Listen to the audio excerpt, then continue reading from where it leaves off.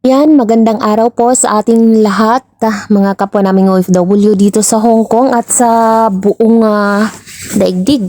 Kumusta po tayong lahat at lalong-lalo na doon din sa mga tao na nanonood ng ating videos.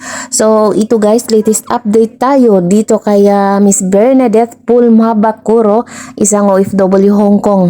Ito po ay yung panibagong update at ngayong araw lamang po ito. At ito guys, dito ay pauwi na ng Pilipinas ngayong araw mismo, January 6, 2024. Ito po yung araw na ibiniyahe siya patungo ng airport. Sakay ng isang taxi, kasama syempre ang isang representative ng OWA at kasama yung mga kapatid na dalawa ni Miss Bernadette Pulma. At ayun po, at dito sa video na ito, on the way po sila dyan sa airport. So guys, sa mahigit 3 buwan na pananatili niya sa hospital ng Kwong Wah dito sa Mongkok, Hong Kong, sa mahigit 3 buwan na yun ay ito po yung first time na nakalabas siya ng hospital at pinaupo na po ito. At ito guys, ang kanyang kondisyon ay hindi pa rin siya makagalaw ng maayos, pati yung kanyang mga paa hindi pa rin po makapagsalita at walang nakakapagsabi kung talagang nakakarinig ito or nakakakita. At kasi hindi siya nagre-responde kung meron tayong pinapasundan sa kanyang paningin. So hindi talaga natin alam ito at kahit yung mga doktor ay wala na mga sinasabi.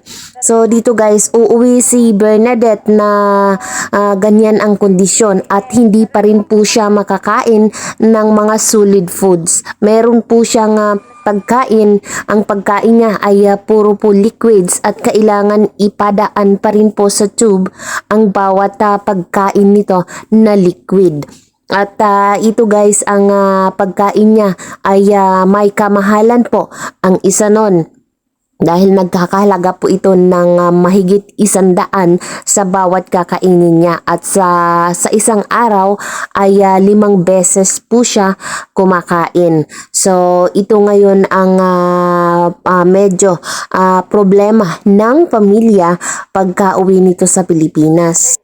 Ito, nais magpasalamat ng pamilya ni Miss Bernadette para doon sa mga tao na tumulong sa kanila. Hello!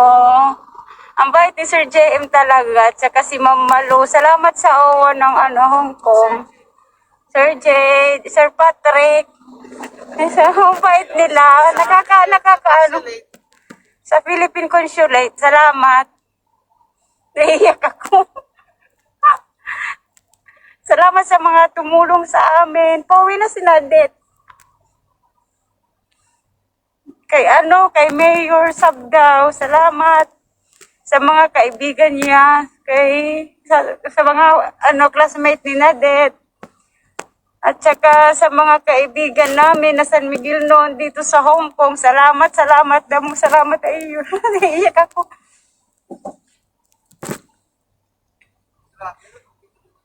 Salamat sa mga tumulong sa amin sa Social Justice for Migrant Workers. Salamat po. Pauwi na po kami.